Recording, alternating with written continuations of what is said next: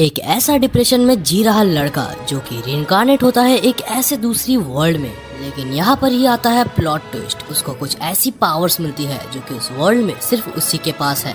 तो कहानी की शुरुआत में हमें एक लड़की और एक लड़के को दिखाया जाता है, जहाँ पर वो लड़की को बोलती है कि तुम बहुत ही इंटरेस्टिंग हो, लेकिन तुम्हें थोड़ा सा और ज्यादा पावरफुल होना चाहिए था। तब लड़का बोलता है, तो क्या तुम मेरी बेइज्जती करने की कोशिश कर रही हो? तो लड़की बोलती है कि नहीं, ऐसा तो मैं कुछ कर नहीं रही। चलो मैं तुम्हें एक चीज पूछती हूँ, क्या तुम्हें और ज्यादा पावरफुल बनना है? तब वो लड़का बोलता है, जरूर, मैं क्यों पावरफुल बनने से मना करूंगा। भला कोई पागल ही होगा जो कि पावरफुल ना बनना चाहे, लेकिन क्या तुम ऐसा कर भी सकती हो? तब वो लड़की कहती है, तो मैं तुम्हें यही क्वेश्चन फिर से एक और तरीके से पूछती हूँ, क्या तुम्हें और ज्यादा मैजिकल माना चाहिए? तब वो लड़का बिल्कुल खुश होकर बोलता है, जरूर, मेरे को मैजिकल माना चाहिए और बहुत ज्यादा चाहिए। तभी अचानक वो लड़का एक ड्रीम से उठता है और हम देखते हैं कि वो एक जगह पर होता है जो कि वो पहली बार आया था। वो यहाँ पर उठ के बोलता है कि मैं यहाँ पर कैसे पहुँच गया, मैं तो अपने ऑफिस में काम करने के बाद ड्रिंक पी रहा था। इसके बाद हम देखते हैं वो लड़का अपने आप को जैसे ही शीशे में देखता है तो उसे पता चलता है कि वो एक बच्चा बन चुका है। उसकी शरीर पूरी बच्ची हो चुकी है और वो इसी को लेकर चिल्ला रहा होता है कि उसके पीछे से उसके डैड आ जाते हैं और उसको बोलते हैं, लियोन, तुम हैमिल्टन परिवार के हिस्सा बन चुके हो, तो प्लीज अभी अपने आप को बिहेवियर में रखना सीख लो। ये कहकर उसके डैड वहाँ से चले जाते हैं। इसके बाद हम देखते हैं उसी के साइड में एक मेड खड़ी होती है। वो लियोन को बोलती है, लगता है मास्टर आज बहुत ही ज्यादा खुश है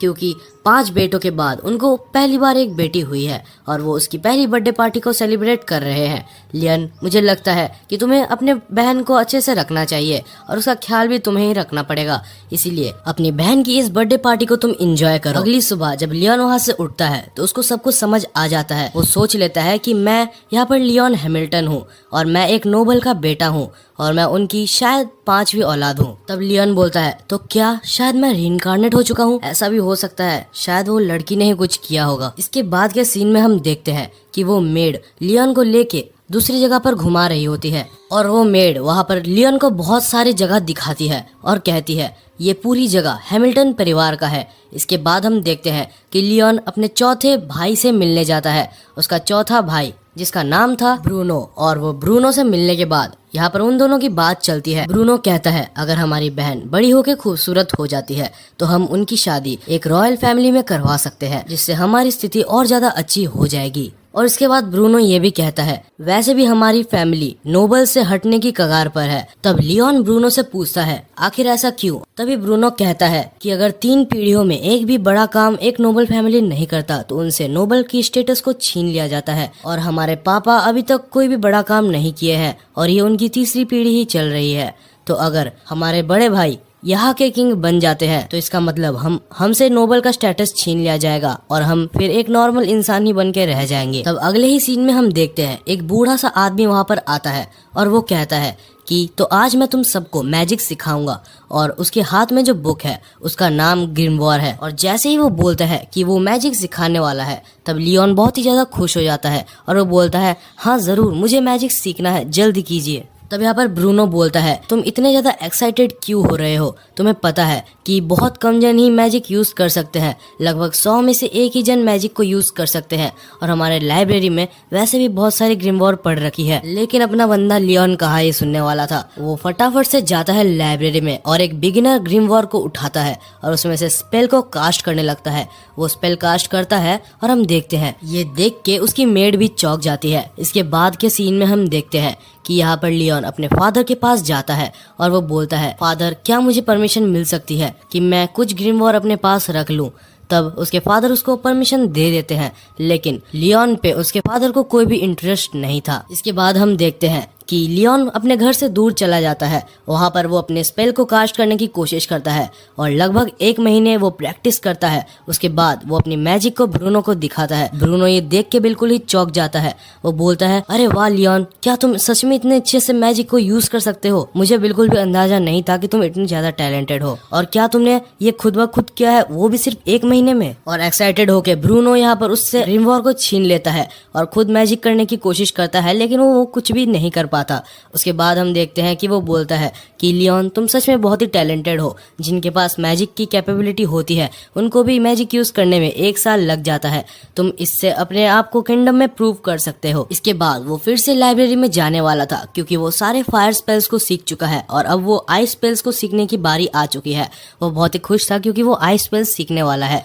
लेकिन तभी उसके सामने उसके फादर आ जाते हैं और वो लियोन को बोलते हैं कि मुझे सुनने में आया है कि तुम मैजिक यूज कर सकते हो, तो मेरे को दिखाओ तुम कौन कौन से मैजिक यूज कर सकते हो।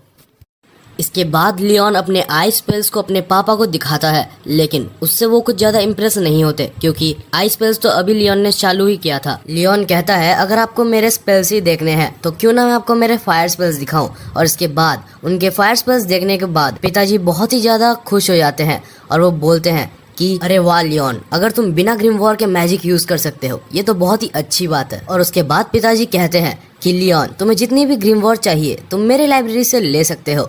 ये सुन के लियोन तो बहुत ही खुश हो जाता है, लेकिन तभी एक सर्वेंट आके पिताजी के कानों में बोलता है कि सर वो आ चुके हैं। तब फादर चिल्लाता है और बोलता है कि क्या, उन्हें बिल्कुल भी डर नहीं, वो मेरे जमीन में आ भी सकते हैं, उनका कुछ ना कुछ तो करना ही होगा। जल्दी से जल्दी जितने ज्यादा सैनिक हो सकते हैं उतने ज्यादा सैनिक को इकट्ठा करो। अगले सीन में हम देखते हैं कि लियोन अपने जंगल में वापस से अपना ट्रेनिंग के लिए जा रहा होता है, लेकिन कुछ देर आगे चलते ही पेड़ के पीछे उसको एक आदमी दिखता है। वो आदमी को जब लियोन पूछता है कि तुम यहाँ पर क्या कर रहे हो, तो वो आदमी कहता है तो क्या तुम भी एक हैमिल्टन परिवार के बच्चे हो। तब लियोन कहता है हाँ मेरा नाम लियोन हैमिल्टन है, आपको क्या चाहिए आप मेरे को अच्छे से बता सकते हैं। वो आदमी कहता है शायद थोड़ी सी गड़बड़ हो गई है अभी, चलो ठीक है आप जल्दी से मुझे अपना बंदी बना ही लो। लियोन कहता है लेकिन मैं ऐसा आखिर क्यों करूं। तब वो आदमी कहता है कि हाँ तुम तो अभी एक बच्चे ही हो, शायद तुम अभी मैजिक सीखने जा रहे हो, चलो मुझे माफ कर। लियोन कहता है कि हाँ मैं मैजिक सीखने ही जा रहा हूँ। तब वो आदमी कहता है तो क्या तुम्हें मैजिक और भी अच्छे से सीखना है। तब लियोन कहता है कि आपका क्या मतलब है इससे। तब वो आदमी अपने 5 उंगली से अलग अलग 5 एलिमेंट्स को यूज करता है, वो भी एक ही साथ। लियोन इसको देख के बहुत ही ज्यादा चौंक जाता है और बोलता है कि ये तुमने कैसे किया, मेरे को भी प्लीज सिखा दो, मेरे को भी ये चीज सीखना है। तब वो आदमी कहता है तो लियोन क्या तुम चाहते हो कि मैं तुम्हारा टीचर बनूं। तब लियोन कहता है हाँ बिल्कुल, आप मेरे को ये चीज बहुत अच्छे तरीके से सिखा सकते हो सर। फिर वो आदमी कहता है कि तुम मुझे बहुत ही अच्छे लगे लियोन, क्योंकि बाकी नोबल्स की तरह तुम्हारे अंदर इतना घमंड नहीं है। अगले सीन में हम देखते हैं कि यहाँ पर वो आदमी लियोन को 2 अलग अलग स्पेल्स को एक साथ यूज करना सिखा रहा होता है और लियोन अपने पहले ही ट्राई में 2 अलग अलग स्पेल्स को यूज करना सीख जाता है। और ये चीज देख के ये आदमी भी बिल्कुल शॉक हो चुका था। कुछ टाइम बाद यहाँ पर वो आदमी लियोन को बोलता है कि चलो अब 3 एलिमेंट्स को यूज करके दिखाओ। लियोन ट्राई करता है और वो पहले सफल हो भी गया था, लेकिन अचानक से उसका आखिरी स्पेल वैनिश हो जाता है और वो 3 स्पेल्स को यूज करने से थोड़े से के लिए रह गया था। तब वो आदमी कहता है लियोन तुम फेल नहीं हुए हो, तुम अभी सीख रहे हो, और वैसे भी ये मैजिक में नॉर्मल मैजिक से बहुत ज्यादा पावर चाहिए होती है। वो आदमी यहाँ पर लियोन को कहता है कि तुम तो वैसे भी बहुत ही कमाल के हो कि तुमने 3 मैजिक एलिमेंट्स को एक साथ यूज करना इतनी जल्दी सीख लिया। तुम्हारे अंदर सिर्फ मैजिकल पावर को कंट्रोल करने की शक्ति कम है और धीरे धीरे ये भी तुम सीख जाओगे। देखो लियोन, कोई भी मैजिक एलिमेंट्स को प्राइम नंबर्स में ही कंट्रोल कर सकता है, जैसे कि 1, 2, 3, 7 एटसेट्रा। लेकिन जितने भी अनइवन नंबर्स है, आई मीन जो कि प्राइम नहीं है, जैसे कि 4, 6, 8, ये सब को तुम नहीं कर सकते। और तब हम देखते हैं कि वो आदमी लियोन को दिखाता है कि वो एक साथ 13 एलिमेंट्स को यूज कर सकता है। और वो आदमी फिर लियोन को पूछता है तो क्या तुम फिर से मैजिक सीखना चाहते हो। लियोन बिल्कुल खुशी खुशी हाँ कहता है और उसके बाद हम देखते हैं वो आदमी लियोन को एक रिंग देता है और वो रिंग मैजिक पीडिया के नाम से जानी जाती है। और लियोन तुम विश्वास नहीं करोगे, लेकिन इसके अंदर 100 ग्रिमवॉर जैसे स्पेल्स लिखे हुए हैं। और जैसे ही लियोन उसको पहनता है, लियोन के सामने मानो बहुत सारे स्पेल्स नाच रहे थे। और तब अचानक से लियोन आदमी को पूछता है कि तो क्या मैं कुछ स्पेल्स यहाँ से यूज कर सकता हूँ। इसके बाद लियोन एक विंड मैजिक करता है और जैसे ही वो पलटता है तो वो आदमी वहाँ से गायब हो चुका था। वहाँ पर आसपास कहीं पर भी वो नहीं मिल रहा था। और तभी वहाँ पर अचानक से एक मेड दौड़ते दौड़ते आती है और वो बोलती है कि लियोन तुम यहाँ पर घूम रहे हो, तुम्हें पता है तुम्हारे पिताजी के एरिया में एक आदमी घुस आया है और तुम्हें यहाँ पर नहीं होना चाहिए। और वो मेड यहाँ पर लियोन को एक ग्रिमवॉर देती है जिसके अंदर बहुत सारे समनिंग मैजिक स्पेल्स हैं। और उसके बाद वो वहाँ से चली जाती है बोल के कि घर वापस जल्दी आना। और तभी अचानक से फिर से वो आदमी वापस आ जाता है। लियोन पूछता है कि तुम अचानक से कहाँ पर गायब हो गए थे, लेकिन तब वो आदमी कहता है मैं कहीं पर भी नहीं गया था, मैं बस अपने गायब होने के जादू को कर रहा था और वो बहुत ही ज्यादा कूल है कि नहीं। तब लियोन कहता है हाँ कूल तो है। इसके बाद वो आदमी लियोन को कहता है कि मैं जाने से पहले तुम्हें एक और मैजिक सिखाना चाहता हूँ, तो ये ग्रिमवॉर्ड जो तुम्हारे पास है उसको खोलो जो अभी उस मेड ने दी गई है, और जो रिंग मैंने तुम्हें दी है उससे एक स्पेल्स को चैंट करो। लियोन बिल्कुल ऐसा ही करता है, वो बुक को खोलता है और उसके बाद उस रिंग से एक मैजिक स्पेल उसको दिखती है जिसको वो बोलने लगता है। और जैसे स्पेल कास्ट होता है तो वहाँ पर एक सैलमेंडर टाइप का चीज आ जाता है और वो अचानक से उस अंगूठी में घुस जाती है। और तभी वो आदमी कहता है कि ये जो रिंग है ये एक मैजिक पीडिया है, ये कोई भी स्पेल को यहाँ पर कैप्चर कर सकता है। और तब ये आदमी लियोन को बोलता है कि तुम थोड़े और स्पेल्स को ट्राई करो। और तब लियोन बहुत सारे स्पेल्स को ट्राई करता है और वो देखता है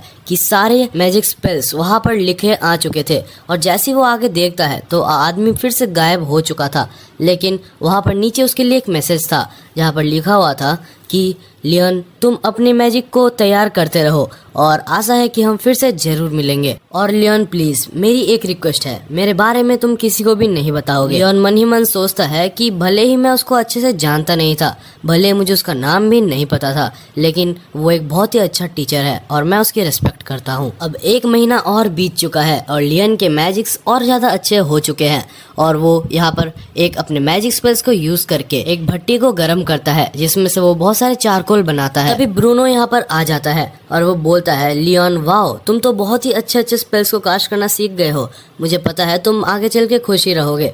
और तभी लियोन बोलता है कि तुम आखिर ऐसे बात क्यों कर रहे हो।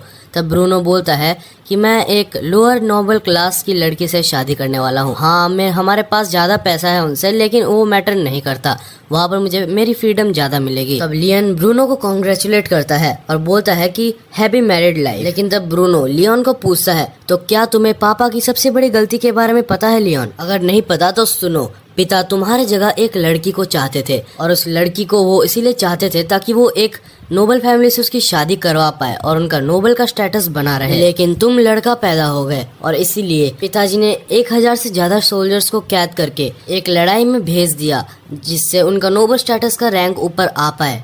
लेकिन बदकिस्मती से सबसे ज्यादा सोल्जर्स मारे गए और बहुत ही कम सोल्जर्स के साथ जैसे तैसे उस मॉन्स्टर को सील किया गया। इसके बाद हम देखते हैं कि वो बोलता है बड़े भाई और पिताजी कुछ भी कर सकते हैं हमारे नोबल स्टेटस को बचाने के लिए और वो फिलहाल भी सब मुमकिन कोशिश कर रहे हैं। लियोन अगर मैं तुमसे सच कहूँ तो मुझे ऐसा लगता है कि हमारी फैमिली का खेल खत्म होने वाला है, इसीलिए तुम्हें अपनी फ्रीडम को पहले से ही चुन लेना चाहिए, नहीं तो बाद में तुम पछताओगे। कुछ देर बाद अगले सीन में हम देखते हैं कि लियोन एक शॉप में जाके अपनी शार को उसको बेच देता है और वो बोलता है कि ये काम करके मैं आजाद तो हो जाऊंगा, लेकिन मुझे और भी ज्यादा प्रॉफिट चाहिए होगा और इससे मैं अपना गुजारा भी नहीं कर सकता। इसके बाद लियोन एक नूडल शॉप में जाता है जहाँ पर लियोन को एक और आइडिया आता है कि वो और ज्यादा पैसा कैसे कमा सकता है। तब वो वहाँ पर इंस्टेंट नूडल्स बनाता है और वहाँ के शेफ लोग को खिलाता है। दोनों ही शेफ को वो नूडल्स बहुत ही ज्यादा पसंद आया। इसके बाद हम देखते हैं कि यहाँ पर लियोन उस नूडल्स को लेके रेस्टोरेंट में बेचने की कोशिश करता है, लेकिन वो रेस्टोरेंट का ओनर बोलता है कि मैं तुम्हारे से ये चीज़ खरीद लेता क्योंकि ये बहुत ही टेस्टी है, लेकिन क्योंकि तुम हैमिल्टन परिवार के 5वें बेटे हो तो इसलिए मैं तुमसे कुछ भी नहीं खरीद सकता। सिर्फ सबसे बड़ा बेटा एल्वरीवेट ही हमारे साथ बिना कोई टेंशन के बिजनेस कर सकता है और तुम तो अभी 5वें हो। ये सुन के लियोन वहाँ से चला जाता है और तब वो आदमी कहता है कि तो क्या तुम सच में ऐसा ही करना चाहते थे? तभी पीछे से एल्वरीवेट वापस आ जाता है और वो बोलता है हाँ बिल्कुल, मैं वैसे भी इसको अपने मन से कुछ भी बेचने की इजाजत नहीं दे सकता। अगले सीन में हम देखते हैं लियोन को जो कि हार तो नहीं मानने वाला था। वो अपने स्टोरेज मैजिक को यूज करता है और सारे चारकोल्स और क्रिस्टल्स को उसके अंदर रख देता है और उसके बाद वो एक समनिंग मैजिक का यूज करता है जिससे वो खुद ही को समन कर लेता है और पहली बार ही में ये स्पेल एक्टिवेट हो गई। इसीलिए लियोन तो बहुत ही ज्यादा खुश हो गया था। तब असली लियोन फेक लियोन को बोलता है तो तुम जाओ और हमारा ये सामान को बेचने की कोशिश करो। दूसरी तरफ लियोन को यहाँ पर बहुत सारे पैसे मिल रहे होते हैं क्योंकि लियोन का क्लोन वहां पर जाके हर चीज बेच रहा होता है और वो स्टोरेज स्पेल में ही पैसे को डाल दिया जाता है और लियोन का क्लोन जैसे ही उसको बेचता था तो वो जो पैसा था वो स्टोरेज स्पेल में ही डाल देता था और ऐसे करके ही इस साइड से लियोन नूडल्स बनाता था और उस साइड से फेक लियोन उसको बेचता था और इस तरह से लियोन यहाँ पर बहुत ही ज्यादा खुश हो जाता है क्योंकि वो बहुत सारे पैसे बहुत ही जल्दी कमा सकता था। तो अब हम देखते हैं कि लियोन अपने क्लोन के साथ फाइट कर रहा होता है, लेकिन कुछ ही देर में वो अपने आप का क्लोन को अचानक से मिटा देता है क्योंकि उसके सामने उसका सबसे बड़ा भाई एल्फ्रेड आ चुका था और वो आके यहाँ पर लियोन को पूछता है, लियोन मैंने सुना कि तुम मैजिक में बहुत ही अच्छे हो चुके हो, तो क्या तुम मुझे बता सकते हो कि तुम आगे चल के क्या करने वाले हो। लियोन मन ही मन में सोच रहा था कि मेरे को अच्छे से पता है कि ये कभी भी मेरा भला नहीं चाहेगा, जरूर इसको ऐसा लग रहा होगा कि मैं आगे चल के इसके रास्ते पे आऊंगा, इसीलिए ये मेरे को पहले से क्लियर करने की कोशिश कर रहा है। तब लियोन जवाब में बोलता है कि मैं बड़े होकर एक अच्छा सा जॉब करना चाहता हूँ जिससे मेरे को खुद की फ्रीडम मिल सके। तब लियोन का बड़ा भाई बोलता है तो ऐसा है तो फिर ठीक है, अगर ऐसा है तो ठीक है, मैं तुम्हें हंटर गिल्ड में जाने का परमिशन देता हूँ। अब अगले सीन में हम लियम को देखते हैं हंटर गिल्ड में और हंटर गिल्ड में अब गिल्ड मास्टर लियोन को बोल रहा होता है कि मुझे तुम्हारे बारे में पहले से ही पता है लियोन, तुम्हारे बड़े भाई से मैंने सुना था, लेकिन फिर भी मैं तुम्हें पहले टेस्ट करना चाहता हूँ कि तुम्हारी एबिलिटीज कैसी है और अगर तुम्हारी एबिलिटीज बहुत बेकार निकली और गलती से मैंने तुम्हें कोई हाई रैंक मिशन पकड़ा दिया तो तुम मारे जाओगे, इसीलिए मैं तुम्हें पहले चेक करना चाहता हूँ। लियोन बोलता है ठीक है, जैसी आपकी मर्जी। तब गिल्ड मास्टर सामने आके खड़े हो जाता है और लियोन को बोलता है कि मेरे ऊपर हमला करो जितना भी तुम्हारे पास ताकत है। लियोन तभी मन ही मन सोचता है कि मैंने तो अपना क्लोन बना के रखा है और मेरा क्लोन मेरा बहुत सारा माना ले रहा है, तो मैं अपनी पूरी शक्ति से तो इसके ऊपर हमला नहीं कर पाऊंगा, लेकिन मैं अपनी बची कुची शक्ति से पक्का इसके ऊपर बहुत ही जोरदार हमला करने वाला हूँ। और तब हम देखते हैं कि लियोन अपना एक हमला करता है और उसे देखकर गिल्ड मास्टर बिल्कुल चौंक जाता है और वो बोलता है, लियोन मेरे को लगा नहीं था कि तुम इतने ज्यादा स्ट्रांग होगे, मैंने तुम्हें गलत परख लिया था। और लियोन हैमिल्टन, तुम्हें मैं आज से बी रैंक का क्लास का एक गिल्ड कार्ड तुम्हें सौंपता हूँ और तुम्हें इससे अपने एडवेंचर्स को पूरे करने हैं। अब लियोन अपने कार्ड को लेके गिल्ड से बाहर निकल जाता है और तभी हम देखते हैं कि एक लड़की लियोन के पीछे आके उसको बुलाती है और बोलती है, तुम लियोन हैमिल्टन हो ना, मुझे तुम्हारे बारे में पता है, मेरा नाम है असुना अक्वेज, तो लियोन क्या हम एक साथ एडवेंचर कर सकते हैं। लियोन बोलता है हाँ मेरे को कोई भी प्रॉब्लम नहीं है, तो तुम मेरे साथ चल सकते हो। अब रास्ते में असुना लियोन को बताती है कि बी रैंक या उससे कम रैंक्स वालों को एडवेंचर से कोई भी काम नहीं मिलता है, तो हमें मॉन्स्टर का शिकार करना होता है जिस वजह से हमें गिल्ड से कुछ इनाम मिलते हैं और उसी से हम लोग अपना जरूरत खुद ही पूरा करते हैं। और तभी अचानक हम देखते हैं कि कुछ मॉन्स्टर्स आके उन दोनों को घेर लेते हैं और अचानक से तब लियोन अपने हाथ को ऊपर करके वही मैजिकल रिंग से कुछ क्रिएचर्स को समन करता है और जैसे ही वो भेड़िया उनको काटते हैं तो वो मशरूम जैसे दिखने वाले क्रिएचर्स फूल जाते हैं जिस वजह से भेड़िया हिल नहीं पाते और तभी असुना अपना काम कर देती है और उसके बाद वो सारे भेड़ियों को गिल्ड के पास ले जाते हैं जिनकी वजह से उनको वहाँ पर कुछ इनाम मिलता है। तब हम देखते हैं गिल्ड मास्टर लियोन और असुना से कहते हैं कि क्योंकि तुम दोनों बहुत ही ज्यादा स्ट्रांग हो तो मेरे पास तुम्हारे लिए एक बहुत ही इम्पोर्टेंट काम है। अगले सीन में हम देखते हैं दोनों एक जगह पर जा रहे होते हैं। तब लियोन असुना को कहता है तुम बहुत ही खुश लग रही हो। तब असुना बोलती है कि हाँ बिल्कुल, क्यों नहीं, क्योंकि पहली बार मुझे कुछ गिल्ड से काम मिला है और मैं इसे करने के लिए बहुत ही ज्यादा एक्साइटेड हूँ। लेकिन लियोन जरा इसके ऊपर देखो तो सही, इन्होंने मेरे को काम भी तो कैसा दिया है। अच्छा हुआ कि तुम मेरे साथ हो वरना मैं अकेले इसको नहीं कर पाती। तब हमें दिखाया जाता है एक मॉन्स्टर सा कीड़ा टाइप का क्रिएचर, उनको वहाँ पर मारना होता है। वो हर जगह पर जाके प्रॉब्लम क्रिएट कर रहे थे और कुछ देर खोजने के बाद वो मॉन्स्टर उनको मिल जाता है और उसके बाद सब लोग उसके ऊपर हमला करना चालू कर देते हैं। असुना भी यहाँ से हमला करती है और लियोन भी करता है, लेकिन दोनों का ही हमला कोई भी असर उनके ऊपर नहीं दिखा रहा था और कुछ देर बाद वो लोग हमला करते करते दोनों ही थक जाते हैं और तब असुना बोलते बोलते कह देती है कि ये मॉन्स्टर तो शायद तभी मरेगा जब इसके सिर पर आके ऊपर से मिट्टी और गिरेगा। और तभी अचानक से लियोन को एक आइडिया आता है और तब लियोन स्टोरेज बॉक्स में से एक बहुत ही बड़ा पत्थर को उठाता है और उसके ऊपर जाके उसको पटक देता है जिसके वजह से वो मॉन्स्टर मारा जाता है। उसके बाद हम देखते हैं कि एक नहीं बल्कि और एक मॉन्स्टर को वो लोग खोज के 2 मॉन्स्टर को वो गिल्ड के पास ले जाते हैं और उन्हें देखकर सब लोग बहुत ही हैरान थे। स्पेशली गिल्ड मास्टर बोलते हैं कि तुम लोग आखिर हो क्या और तुम लोग इतनी जल्दी ये काम कैसे कर लिए थे। लियोन कहता है मैं जाते साथ अपना सर्च मैजिक यूज किया था, जिस वजह से मुझे उनकी लोकेशन पता चल गई थी। अब कुछ दिन बाद का सीन दिखाया जाता है जहाँ पर एक बहुत ही खास आदमी यहाँ पर आया होता है। लियोन का सबसे बड़ा भाई एल्फ्रेड लियोन को बोलता है, मैंने तुम्हें हंटर गिल्ड भेज के बहुत ही अच्छा काम किया था, है ना?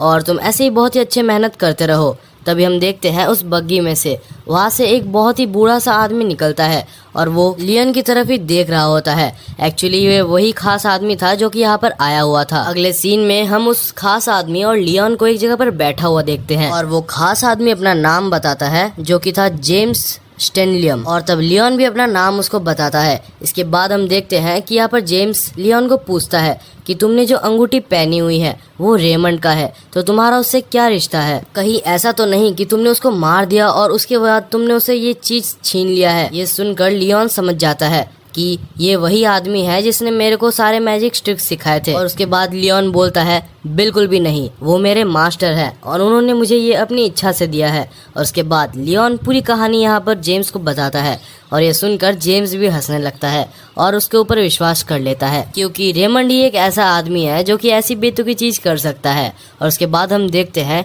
कि जेम्स यहाँ पर बोलता है कि लियोन तुम इसको जितनी ज्यादा फोर्स से हिट कर सकते हो उतनी ज्यादा फोर्स से उसको हिट करो, मुझे बस ये जानना है कि आखिर तुम्हारी ताकत कितनी है। इसके बाद के सीन में हम देखते हैं वो आदमी अपने हाथ से एक शील्ड को बना लेता है और लियोन भी अपने अटैक स्पेल्स को रेडी कर लेता है। एक के बाद एक अटैक लियोन करते जा रहा था, जिस वजह से वो बैरियर धीरे धीरे टूट जाता है और एक हिट जाके सीधा उस गार्ड को लग जाता है, जिस वजह से वो नीचे गिर जाता है। और ये देखकर जेम्स बहुत ही ज्यादा खुश हो जाता है और सोचता है कि इसमें कोई तो बात है। तब जेम्स यहाँ पर लियोन को बोलता है, अगर तुम हैमिल्टन परिवार के बेटे होने के बाद भी गिल्ड में काम कर रहे हो तो इसका मतलब यही है कि तुम फ्री होना चाहते हो और अपनी फ्रीडम तुम्हें अपने हाथ में चाहिए। तो लियोन, मैं आज से तुम्हें एक नाइट घोषित करता हूँ और तुम्हें इससे बहुत ही अच्छी से आज़ादी भी मिल जाएगी और तुम अपने काम भी कर पाओगे। और उसके बाद यहाँ पर जेम्स लियोन को नाइट का टाइटल दे देता है। लियोन यहाँ पर जेम्स को बहुत ही अच्छे से थैंक यू बोलता है और हम देखते हैं कि यहाँ पर जेम्स सोच रहा था कि रेमंड बचपन से ही बहुत ही ज्यादा शरारती था